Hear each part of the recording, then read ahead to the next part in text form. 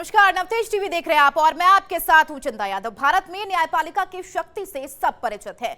देश में न्यायपालिका व्यवस्था इतनी अच्छी है कि किसी भी आरोपी को सजा देने से पहले उसे अपनी बात कहने का पूरा अधिकार दिया जाता है, जिससे किसी बेगुनाह को सजा ना मिले। आज भी टाडा न्यायालय ने 31 साल बाद ऐसा फैसला सुनाया जिसकी चर्चा पूरे देश में हो रही है। दरअसल साल 1993 में 5 शहरों में सीरियल ब्लास्ट केस के आरोपी अब्दुल करीम उर्फ टुंडा को टाडा कोर्ट ने बरी कर दिया है, जबकि 2 आतंकवादी इरफान और हमीदुद्दीन को उम्र कैद की सजा सुनाई गई। बता दें, साल 1993 में मुंबई, कानपुर, हैदराबाद, सूरत और लखनऊ की कुछ ट्रेनों में एक के बाद एक धमाके हुए थे।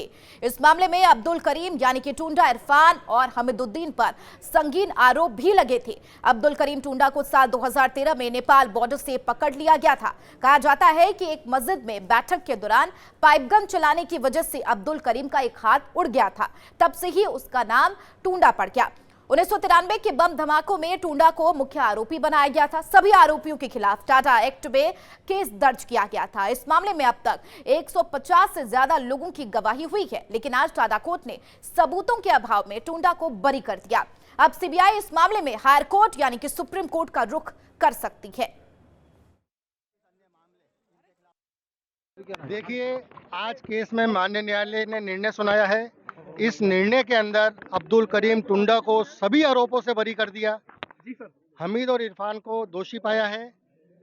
और सबसे बड़ी बात, इस केस में जिसको मास्टरमाइंड प्रोसिक्यूशन बता रहा था, अब्दुल करीम टुंडा, वो सभी आरोपों से बरी है और उसके खिलाफ कोई आरोप कोर्ट ने सिद्ध नहीं पाया। तो प्रोसिक्यूशन की जो स्टोरी थी कि साहब अब्दुल करीम मास्टरमाइंड है, तो ये प्रोसिक्यूशन की स्टोरी झूठी साबित हुई और कोर्ट ने इस पे इरफान और हमीद को कन्विक्शन माना है कि उन्होंने बम रखा था और उस बम से विस्फोट हुआ, तो उसमें दोषी माना है और उनको आजीवन कारावास की और विभिन्न धाराओं में अलग अलग जुर्माना और सजाएं दी है। उसके लिए वो सुप्रीम कोर्ट में अपील करेंगे और आगे जो भी होगा वो देखा जाए। क्या सजा दी है? कौन सी सजा? देखिए, आजीवन कारावास की सजा दी है, टाडा एक्ट में, रेलवे एक्ट में और अन्य अपराधों में भी सजा दी है। इन सब को देख और अब्दुल करीम टुंडा को सभी आरोपों से बरी करा है। देखिए, हमीद पिछले 14 साल से जेल में है, न्यायिक अभिरक्षा में है। इरफान लगभग 17 साल न्यायिक अभिरक्षा में काट चुका है, 70% पैरालाइज हो चुका है। तो अब इसके लिए जो रिलीफ मिल सकता है वो सुप्रीम कोर्ट में चाराजोई की जाएगी। इस खबर पर ज्यादा चर्चा के लिए Surendra Soni news room live हमारे साथ जुड़ गई हैं। सुरेंद्र, जाहिर सी बात है 6 दिसंबर 1993 वो मंजर जब पूरा देश दहल उठा था, तमाम एक्सप्रेस ट्रेन के एक के बाद एक धमाके हुए थे और कहा जा रहा था जो मुख्य आरोपी है यानी कि अब्दुल करीम उर्फ टुंडा, आज उसे बरी कर दिया गया है। बिल्कुल चंदा, देखिए लगातार देश के अंदर दहशत फैलाने के लिए आतंकवादी कहें या माओवादी कहें या फिर उग्रवादी लगातार देश को जो है वो खंडित करने का काम करते हैं। लेकिन देश के अंदर एक ऐसा मंजर आया था कि 6 दिसंबर से लेकर के 12 मार्च 1993 तक ये एक समय देश के लिए इतना भयंकर और इतनी भयानक तस्वीर वाला था कि जब सिलसिलेवार पूरे देश में दहशत फैलाने के लिए बम ब्लास्ट कांड किया गया, तो ये जो कांड था वो 6 दिसंबर अजमेर से गुजरने वाली जो ट्रेन थी राजधानी एक्सप्रेस, इस राजधानी एक्सप्रेस में जो है वो 6 दिसंबर 1993 को इस घटनाक्रम को अंजाम दिया गया था। हालांकि सबसे खास बात यह कि अब्दुल करीम उर्फ टुंडा को इन तमाम बम ब्लास्ट में मुख्य आरोपी भी माना गया था। और सबसे खास बात देखिए कि 6 दिसंबर से लेकर के 12 मार्च 1993 तक सिलसिलेवार यानी कि देश के प्रमुख वो 5 शहरों को चुना गया था ताकि उन 5 शहरों के जरिए जो है वो इस बम ब्लास्ट को अंजाम दिया गया। और सबसे खास बात यह कि ये जो ग्रुप था वो बाबरी मस्जिद की पहली बरसी का बदला लेना चाहता था, क्योंकि कहीं ना कहीं ये एक धर्म को इसको कनेक्टिविटी इसको दी गई थी और लगातार इस बड़े घटनाक्रम को अंजाम दिया गया। हालांकि 1993 से लेकर के अब तक यानी कि 30 साल तक ये मामला जो है वो टाडा अदालत में चलता रहा, सुनवाई चलती रही और पुलिस रिकॉर्ड के अनुसार लगभग जो है वो 10,000 पन्नों के तमाम ऐसे पन्ने तैयार किए गए थे। हालांकि यहां पर जो है वो करीम टुंडा के खिलाफ जो है वो कोई सबूत पेश नहीं होने की वजह से यहां पर अदालत ने जो सम्मानजनक कहें जो फैसला दिया। हालांकि हिंदुस्तान के अंदर जो कोर्ट फैसला देती है उस बिल्कुल, फैसले यानी को कि जो है कोर्ट ने जब वो आज सबको फैसला स्वीकार सुनाया करना तो होगा। सीधे तौर पर कहा कि सबूत का अभाव है, कोई भी ऐसे सबूत नहीं है जो टुंडा के खिलाफ है और यही वजह है कि उन्हें बाइज्जत बरी किया जाता है। लेकिन सबसे बड़ा सवाल यह है कि आखिरकार अगर वो निर्दोष है तो उससे, चूंकि अगर मोस्ट वांटेड भी माना जाता है, जो 26/11 मुंबई हमला हुआ उसमें भी मोस्ट वांटेड में लश्कर ए तैयबा के साथ उसका नाम भी जोड़ा जाता है, ऐसे में अगर उसे बरी किया जाता है तो जाहिर सी बात है कहीं ना कहीं कोई कमी रही होगी सबूतों में। देखिए चिंता, जैसे ये फैसला राजस्थान के अजमेर के टाडा अदालत ने जब इसका फैसला सुनाया तो अब यहाँ पर जो है वो घनश्याम तिवारी ने कहा है कि उसके साथ साथ अब सीबीआई या फिर एटीएस अब ये सुप्रीम कोर्ट का भी रुख करेंगे। कहीं ना कहीं उनको लग रहा है कि यहाँ पर जिस तरीके से जो मुख्य मास्टरमाइंड था करीम उर्फ टुंडा, तो इसको कहीं ना कहीं राहत कैसे मिल सकती है, ऐसे तमाम चीजें हैं जिनको लेकर के अब जो है वो सुप्रीम कोर्ट का दरवाजा खटखटाया जाएगा। लेकिन सबसे पहले करीम को जो है वो अब्दुल करीम को जो है वो टुंडा को समझना होगा कि इसने किस तरीके से सिलसिलेवार जो है वो तमाम घटनाक्रम को अंजाम दिया। चंदा देखिए, यहाँ पर जब सिलसिलेवार घटनाक्रम होता है तो जो है वो लगभग इसमें 17 आरोपी को गिरफ्तार किया जाता है और हमीमुद्दीन, ठीक है, बिल्कुल, यानी कि कह सकते हैं अब्दुल करीम वो मुख्य आरोपी जो 11 साल जेल में रहा और आखिरकार आज टाडा कोर्ट ने उसे बरी कर दिया। कहा कि कोई भी ऐसे सबूत नहीं है जो उसके खिलाफ है। बहुत शुक्रिया सुरेंद्र इस खबर पर लगातार जानकारी साझा करने के लिए। बहरहाल टाडा कोर्ट ने अब्दुल करीम उर्फ टुंडा को बरी कर दिया है और इससे पहले की अगर बात बता दें तो 150 गवाह इसमें सामने भी आए हैं और कई लोगों की सुनवाई भी हुई है। इसके साथ ही टुंडा के साथ जो अन्य लोग 2 गिरफ्तार हुए थे उन्हें आजीवन कारावास की सजा सुनाई गई है। 6 दिसंबर 1993 वो वक्त जब पूरा देश दहल उठा था, तमाम ट्रेनों में चीख और पुकार की आवाज जो है सुनाई दे रही थी। हालांकि साफ तौर पर अब्दुल करीम को उस वक्त इसे मुख्य वांटेड कहा जा रहा था, मुख्य आरोपी भी कहा जा रहा था।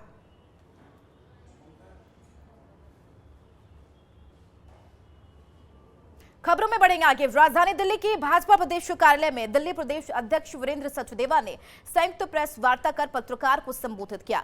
इस दौरान विकसित भारत मोदी की गारंटी सुझाव पेटी लॉन्च की और बताया कि 6000 से ज्यादा सुझाव पेटी अलग अलग वार्डों में रखी जाएगी। वीरेंद्र सचदेवा ने बताया कि जनता से सुझाव मांगे जाएंगे और ये सुझाव सभी वर्ग से आएंगे और इन्हीं सुझावों पर मोदी जी का संकल्प पत्र तैयार किया जाएगा।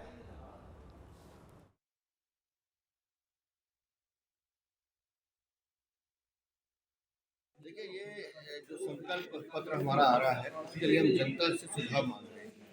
2047 का विकसित भारत, माननीय प्रधानमंत्री का जो संकल्प है, कैसा हो विकसित भारत, उसके लिए जनता क्या सुझाव देना चाहती है, जनता के मन में क्या है, वो सुझाव देने का प्रयास है पूरे हिंदुस्तान में। इस तरह के 6000 पेटी आज से लॉन्च हुई है। हम घर घर जाएंगे, बाजारों में जाएंगे, जनता से पूछेंगे कि वो अपने क्षेत्र में क्या बेटरमेंट चाहते हैं, क्या ऐसी स्कीम लाना चाहते हैं जिससे हिंदुस्तान सुंदर और उन्मुखी दिखे, उसके लिए ये बेटी हमने दूसरी ओर भाजपा विधायक दल की ओर से देश के यशस्वी प्रधानमंत्री आदरणीय श्री नरेंद्र मोदी जी के प्रति आभार व्यक्त करना चाहते हैं कि 2014 में जो भी सुझाव पार्टी को दिल्ली के लोगों की ओर से उपलब्ध कराए गए 99.1% उन पर अमल हुआ और 2019 में जैसे कि आपको अध्यक्ष जी ने जानकारी दी है 95% काम संपन्न हुए। मैं शानदार उपलब्धियों के लिए, परफॉर्मेंस के लिए मेरी ओर से बहुत बहुत केंद्र सरकार को और विशेष तौर पर आदरणीय प्रधानमंत्री श्री नरेंद्र मोदी जी को बहुत बहुत बधाई। जल शक्ति मंत्री स्वतंत्र देव सिंह गुरुवार झांसी पहुंचे। सीबीआई द्वारा अखिलेश यादव को समन जारी करने के सवाल पर उन्होंने कहा कि कानून अपना काम कर रहा है, जो दोषी होगा उस पर कार्रवाई की जाएगी। भाजपा की जब सरकार बनती है तो गरीबों की सेवा और कल्याण के लिए बनती है। उन्होंने आगे कहा, हम लोग रात दिन काम करते हैं।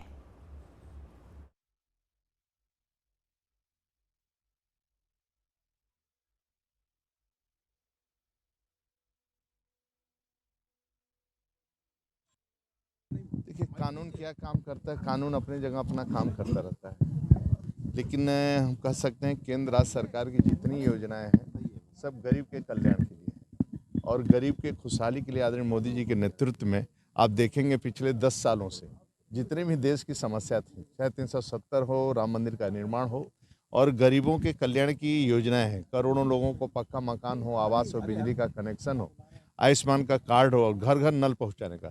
और ये भी देखेंगे कि सड़कों का जाल, कनेक्टिविटी जो देश के लिए लाभ मिलेगा, राज्य के लिए लाभ मिलेगा। इसलिए डबल इंजन की सरकार आदरणीय मोदी जी, योगी जी के नेतृत्व में आप झांसी से अयोध्या चले जा सकते हैं। 4 लेन की सड़कें हैं, 6 लेन की। तो चलिए अब बात करेंगे राजस्थान में उत्पन्न हुई जल संग्राम की। पूर्वी राजस्थान नहर परियोजना यानी कि ईआरसीपी, जिसका मुद्दा पिछले कुछ दिनों से कांग्रेस और बीजेपी के बीच वार पलटवार की वजह बना हुआ है। जब से यह एमओयू साइन हुआ है तब से बीजेपी इस मुद्दे को भुनाने में जुटी हुई है, जिसके लिए बीजेपी ने आभार यात्रा तक निकाली और इसे सरकार की बड़ी उपलब्धि बताया है। तो दूसरी ओर कांग्रेस इस पर बीजेपी को आड़े हाथों ले रखी है और रह रहकर बीजेपी पर हमला बोल रही। इसी कड़ी में जयपुर में कांग्रेस मुख्यालय में पीसीसी चीफ गोविंद सिंह डोटासरा ने बीजेपी की भजनलाल सरकार पर हमला बोला। इतना ही नहीं, इस मुद्दे पर उन्होंने हरियाणा के मुख्यमंत्री मनोहर लाल को लपेटे में लिया है। बता दें 17 फरवरी को राजस्थान और हरियाणा के बीच यमुना के पानी को लेकर एक अहम समझौता हुआ था, जहां केंद्रीय जल शक्ति मंत्री गजेंद्र सिंह शेखावत की अध्यक्षता में हुई मीटिंग के बाद बताया गया कि राजस्थान को बारिश के दिनों में यमुना का अतिरिक्त पानी मिलेगा। इस समझौते के मुताबिक बताया गया कि यमुना का यह पानी राजस्थान को दक्षिण हरियाणा की तरफ से दिया जाएगा, जिसका इस्तेमाल पीने के पानी के रूप में किया जा सकेगा। लेकिन महज 10 दिन बाद हरियाणा के मुख्यमंत्री मनोहर लाल खट्टर का एक बयान कांग्रेस का हथियार बन गया, जिसमें मनोहर लाल कह रहे हैं कि मौजूदा वक्त में हरियाणा की क्षमता 24,000 क्यूसेक पानी है। इस क्षमता को पूरा करके अगर बरसात के 15 से 20 दिनों में अतिरिक्त पानी प्रदेश में आता है, उससे ही राजस्थान को पानी दिया जाएगा। खट्टर के इस बयान के बाद डोटासरा ने कहा कि राजस्थान की जनता पानी के नाम पर गुमराह करने का काम कर रही है और राजस्थान को पानी नहीं मिलेगा।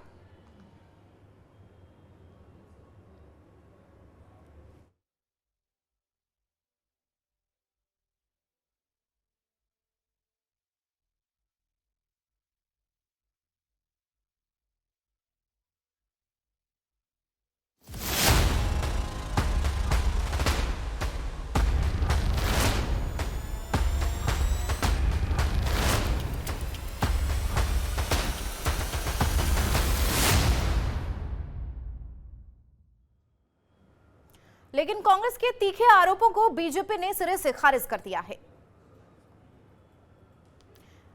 वहीं इसी मुद्दे पर हमारे संवाददाता ने उमंग माथुर ने जल संसाधन मंत्री से प्रतिक्रिया भी ली, लेकिन उससे पहले आपको सुनाते हैं कि गोविंद सिंह डोटासरा ने क्या कुछ कहा है। यमुना के पानी का हरियाणा सरकार से उन्होंने क्या समझौता किया, कितने पानी का समझौता किया, ये नहीं हुआ। कहने का मतलब पानी का समझौता तो ये कर ही नहीं सकते। ये केवल पाइपलाइन बिछाने की इनका एमओयू होना था, इंफ्रास्ट्रक्चर का होना था कि वहां से लेकर के हम पाइप ला सकते हैं, नहीं ला सकते हैं, हम काम कंस्ट्रक्शन कर सकते हैं, नहीं। राजस्थान को 1 क्यूसेक पानी भी मिलना नहीं है, 1 लीटर पानी भी नहीं मिलना है। ईआरसीपी के नाम से धोखा किया, जहां 3510 एमसीएम पानी मिलना था, उसके बजाय 2400 का ये सौदा करके आए। आज घुटने टेक दिए इन्होंने हरियाणा की सरकार के सामने, केवल इसलिए पानी तय नहीं कर रहा हरियाणा, केवल इसलिए कि पाइप बिछाएं कि नहीं बिछाएं। ये डबल इंजन की सरकार राजस्थान के हितों के साथ में कुठाराघात करने के लिए बनी हुई है। ये डबल इंजन की सरकार लोगों को धोखा देने के लिए बनी हुई है। कांग्रेस अगर आरोप नहीं लगाएगी और इस बात को स्वीकार कर लेगी तो 2 बार लगातार 25 की 25 सीट हार चुकी है और इस बार हारना तय है। तो इसलिए कांग्रेस पार्टी को तो खंबा नोचने वाली कहावत है। 5 साल तक कुछ नहीं किया, कोई काम नहीं किया, और उनका आरोप लगाना इसलिए गलत है कि समझौता जो हुआ है इसकी शुरुआत अशोक गहलोत के समय में हुई, उसमें पानी का जिक्र नहीं था। उसमें केवल इतना ही जिक्र था कि टोटल पानी में से 0.6% पानी राजस्थान को मिलेगा। अरे जो 1917 क्यूसेक मिल रहा है उससे बहुत ज़्यादा डबल पानी है। इसलिए यमुना का जो समझौता हुआ है उसकी ये भी समझौता हो गया कि 4 महीने में इसकी डीपीआर बन जाएगी। और जैसे डोटासरा जी ने कहा केवल पाइपलाइन डालेंगे, तो सही बात है। पहले खुले में पानी आने वाला था, अब पाइपों से पानी आने वाला है। तो पानी का इवोपरेशन भी नहीं होगा, वाष्पीकरण नहीं होगा और ज़्यादा पानी किसानों को मिलेगा। वहीं इसी मुद्दे पर हमारे संवाददाता उमंग माथुर ने जल संसाधन मंत्री सुरेश रावत से खास बातचीत की। जल संसाधन मंत्री सुरेश रावत जी हमारे साथ में यहाँ पर मौजूद हैं। सुरेश जी, जो एक बहुत ऐतिहासिक समझौता हुआ है उसके लिए मुख्यमंत्री भजन लाल जी 13 ERCP जिलों में जाकर भी आए हैं और आज भी उसी रिगार्डिंग प्रेस कॉन्फ्रेंस हुई थी, क्या कहना चाहिए? देखिए, मैं राजस्थान के यशस्वी मुख्यमंत्री जी का हृदय से आभार प्रकट करता हूं और हरियाणा के मुख्यमंत्री जी का भी आभार प्रकट करता हूं, हमारे देश के यशस्वी प्रधानमंत्री जी का आभार प्रकट करता हूं कि इनके सबके कोऑर्डिनेशन से जो यमुना जो समझौता वर्षों से अटका हुआ था, 1994 से अटका हुआ था, उसकी DPR का MOU साइन हुआ और हम 4 महीने के अंदर इसकी DPR बन के तैयार करेंगे।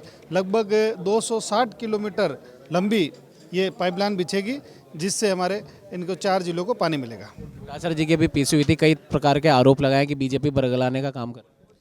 देखिए, कांग्रेस ने इतने सालों तक देश की जनता को गुमराह करने का काम किया। एक तरफ तो हरियाणा के अंदर कांग्रेस पार्टी के विधायक विधानसभा के अंदर ये वहाँ की सरकार पर आरोप लगाते हैं कि हरियाणा का पानी राजस्थान को दे दिया और यहाँ प्रेस कॉन्फ्रेंस करके कह रहे हैं कि हरियाणा राजस्थान को पानी नहीं दे रहा। तो ये साफ साफ है कि ये सिर्फ और सिर्फ भ्रम फैला रही है, जनता के अंदर आपस में लड़ाने का काम कर रही है, एक विद्वेष की भावना फैला रही है, पूरे देश में यही काम कर रही है। हमारे साथ जल संसाधन मंत्री सुरेश रावत जी, इनका साफ तौर पर ये कहना है कि जो एक बहुत ऐतिहासिक ये समझौता हुआ है, जमुना जल समझौता, और इसके लिए न सिर्फ केंद्रीय जल संसाधन मंत्री गजेंद्र सिंह शेखावत प्रशंसा के पात्र बल्कि हरियाणा के मुख्यमंत्री हैं, उनकी भी प्रशंसा की जाए तो वो कम नहीं है। और साथ ही साथ उन्होंने आज कांग्रेस के प्रदेश अध्यक्ष गोविंद सिंह डोटासरा ने पीसी करके जो आरोप बीजेपी के ऊपर लगाए हैं कि लोकसभा चुनावों के तहत बीजेपी सिर्फ लोगों को भरमाने का काम कर रही है, वो सरासर गलत है, निराधार है, उनका कोई आधार नहीं है और कांग्रेस अपना आधार खो चुकी है और अब की बार लोकसभा चुनाव में 25 की 25 सीट जीतकर बीजेपी हैट्रिक बनाने जा रही है। तो चलिए इसी खबर पर ज्यादा चर्चा के लिए हमारे सहयोगी उमंग माथुर और न्यूज रूम लाइव हमारे साथ जुड़ गए। उमंग जी, जाहिर सी बात है ERCP को लेकर अब मुद्दा गर्माता जा रहा है। एक तरफ कांग्रेस कह रही है कि आगामी लोकसभा चुनाव को लेकर जिस तरीके से ये बीजेपी का जुमला है, तो उधर भारतीय जनता पार्टी का कहना है कि कांग्रेस सरकार में रही लेकिन उस वक्त सिर्फ और सिर्फ जनता को गुमराह करने का काम किया और अभी भी वही कर रही है। बिल्कुल चंदा, आज जो 2 प्रेस वार्ता राजस्थान की जनता ने देखी, एक तो कांग्रेस के प्रदेश अध्यक्ष गोविंद सिंह डोटासरा की और दूसरा राज्यसभा सांसद घनश्याम तिवारी और जल संसाधन मंत्री सुरेश रावत की। दोनों ही प्रेस वार्ताओं में एक दूसरे को हम कह सकते हैं घेरने की कोशिश की गई। एक तरफ जहां गोविंद सिंह डोटासरा ने कहा कि बीजेपी जनता को बरगलाने का काम कर रही है, यमुना जल समझौते के नाम पर कुछ भी नहीं हुआ है, सिर्फ और सिर्फ पाइपलाइन डाले जा रहे हैं, उसी को लेकर MOU हुआ है, बाकी एक भी बूंद पानी राजस्थान की जनता को इस समझौते से नहीं मिलेगा। उसके उलट जो बीजेपी ने प्रेस वार्ता कही, उन्होंने कहा कि गोविंद सिंह डोटासरा को इतिहास देखकर आना चाहिए। 1994 में जब ये यमुना जल समझौता जब हुआ था, और सबसे बड़ी बात है इस समझौते की शुरुआत पूर्व मुख्यमंत्री अशोक गहलोत के कार्यकाल में हुई थी और लगभग 30 साल तक इस समझौते के ऊपर कोई काम नहीं किया गया। राजस्थान की जनता को एक एक बूंद पानी से तरसाया गया और आज की वर्तमान भजनलाल सरकार ने न सिर्फ ERCP योजना को फलीभूत किया है बल्कि चंबल, काली सिंध और ताप्ती नदी की जो ट्रिपल लिंक जो योजना है पानी को लेकर है, उसे भी धरातल पर लेकर आई है। और अब ये तीसरा सबसे महत्वपूर्ण समझौता है जो 30 साल से अटका हुआ था, यमुना जल समझौता, उसे भी पूरा कर दिया गया है और बहुत जल्द सिर्फ 4 महीनों में इसकी DPR बना ली जाएगी और इसके ऊपर काम शुरू हो जाएगा। एक विशेष बात जो गोविंद सिंह डोटासरा ने अपनी प्रेस वार्ता में कहा कि बीजेपी सिर्फ और सिर्फ पाइपलाइन बिछाने को यमुना जल समझौता सफल होने का नाम दे रही है। इस पर पलटवार करते हुए राज्यसभा सांसद बीजेपी के घनश्याम तिवारी ने कहा कि डोटासरा साहब बिल्कुल सही बोल रहे हैं, पहले पाइपलाइन ही बिछाई जाएगी, उसके बाद उन पाइपों में पानी आएगा। पाइपलाइन ही क्यों बिछाई जाएगी, इस सवाल पर घनश्याम तिवारी ने कहा कि पहले खुले एरिया में पानी। ठीक है उमंग जी, जाहिर सी बात है कहीं ना कहीं कांग्रेस पार्टी को शायद तब मिला जब सीएम मनोहर लाल खट्टर ने इसको लेकर बयान दिया। उन्होंने कहा कि 24,000 क्यूसेक पानी की क्षमता है हरियाणा की, अगर बरसात में 15 से 20% ज्यादा पानी होता है तो पानी राजस्थान को दिया जाएगा और यही वजह है कि अब कांग्रेस लगातार बीजेपी पर पलटवार है। बिल्कुल चंदा, इसे लेकर भी बीजेपी की तरफ से तर्क जो दिए गए हैं वो ये दिए गए हैं कि कांग्रेस पार्टी का दोहरा चरित्र सबके सामने आ चुका है। एक तरफ हरियाणा के अंदर कांग्रेस ये भ्रम फैला रही है कि हरियाणा के हिस्से का पानी राजस्थान को दिया जा रहा है, जो कि हमें मंजूर नहीं है। दूसरी तरफ राजस्थान में कांग्रेस ये कह रही है कि राजस्थान की भाजपा सरकार हरियाणा से राजस्थान के हिस्से का पानी नहीं ले पा रही। अगर आपको जनता के बीच में जाना है, जनता को सही बात बतानी है, तो आप एक ही बात पे रहिए। एक राज्य में जहां आप विपक्ष में है वहां आप दूसरे तरीके का बयान दे रहे हैं, दूसरे राज्य में जहां विपक्ष में वहां आप दूसरे तरीके का बयान दे रहे हैं, यानी कि ये दोहरा चरित्र है। दूसरी सबसे बड़ी बात जो कि हरियाणा विधानसभा के अंदर कही गई है, उसे लेकर भी या बीजेपी में राज्यसभा सांसद तिवारी जी ने यह साफ तौर पर कह दिया है कि कांग्रेस को भ्रम हो चुका है, उन्हें फैक्ट्स पूरी तरह नहीं पता है।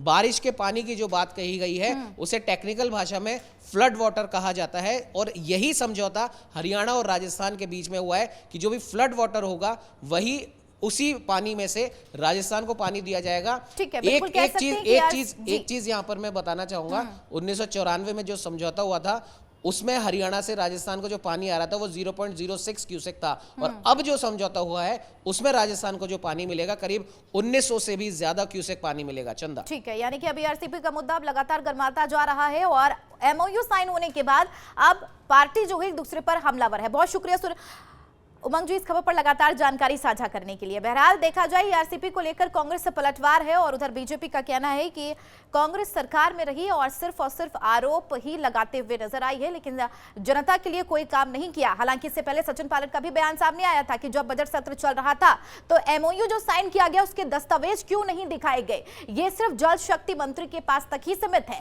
बहरहाल भारतीय जनता पार्टी का साफ तौर पर कहना है कि अब राजस्थान की जनता को पूरे अच्छे तरीके से पानी मिलेगा। जहां पर पानी की कमी है, खास करके अगर बात कर ले दक्षिण राजस्थान की, तो वहां के लोगों को पानी की जो कमी है उससे अब निजात मिलेगी।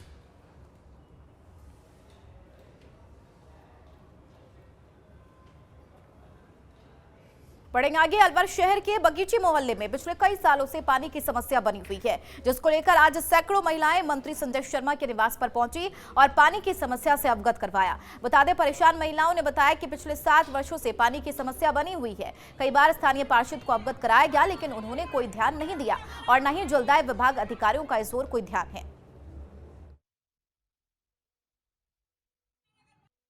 पानी की परेशानी है। कितने सालों से है? 8-9 साल हो गई। 8-9 साल होगी, पानी नहीं आ रहा हमारे। अब कैसे गुजारा कर रहे हो? पानी हम नहीं आ दूर रहा। दूर से ला रहे हैं, बहुत दूर दूर से टैंकर मंगाते हैं हम पानी के लिए। आज आप मंत्री जी के यहाँ पर कार्यालय पहुँचे हैं, हाँ। क्या कहा, क्या आश्वासन दिया? पानी के लिए कहने आए हैं हम कि हमारे बस्ती में पानी चाहिए हमें।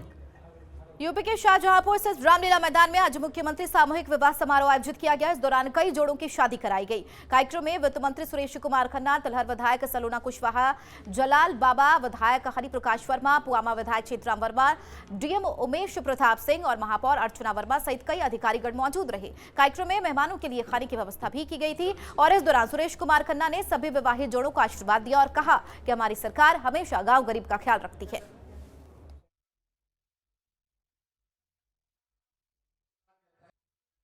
राशि जोड़े दाम्पत्य सूत्र बंधन में बंध रहे हैं। हम सबको शुभकामनाएं देने के लिए आए हैं। साथ ही साथ मेरा सबसे खास तौर से बर पक्ष से अनुरोध है कि मुख्यमंत्री जी ने शादी तो करवा दी, अब एक दूसरे के प्रति प्रेम से सम्मान पूर्वक रहें। कोई भी पति अपनी पत्नी को परेशान न करे। को अपना घर संभालना चाहिए। वो दूसरे के ऊपर आरोप लगाते हैं। विधायक लोग स्वेच्छा से अपनी अंतरात्मा की आवाज पर वो आए और उन्होंने भारतीय जनता पार्टी की सदस्यता ली। भारतीय जनता पार्टी। उधर अलवर वैशाली नगर थाना पुलिस ने बजरी परिवहन मामले में कार्रवाई करते हुए 7 बजरी से भरे कंटेनर पकड़े हैं। आईपीएस से रोशन मीना ने कार्रवाई करते हुए सभी बजरी से भरे कंटेनर को थाने पर ले गया और इस मामले की सूचना खनन विभाग को दी गई। इसके बाद मौके पर खनन विभाग की टीम पहुंची और बजरी से भरे कंटेनर की जांच की गई। उधर खनन विभाग ने प्रत्येक कंटेनर पर 4 से 5 लाख रुपए का चालान भी काटा है।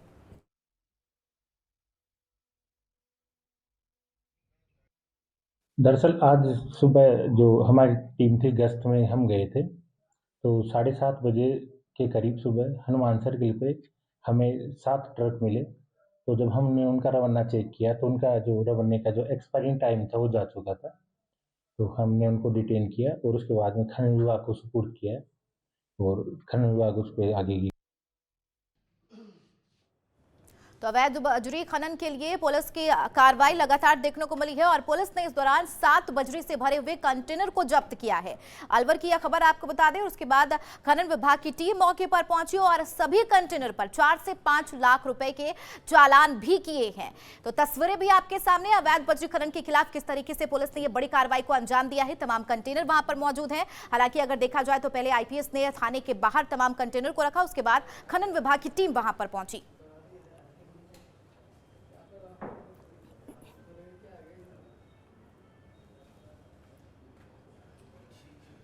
बुलेटिन में फिलहाल मेरे साथ इतना ही। बाकी और भी खबरों के लिए बनी रहिए नवतेज टीवी के साथ। नमस्कार।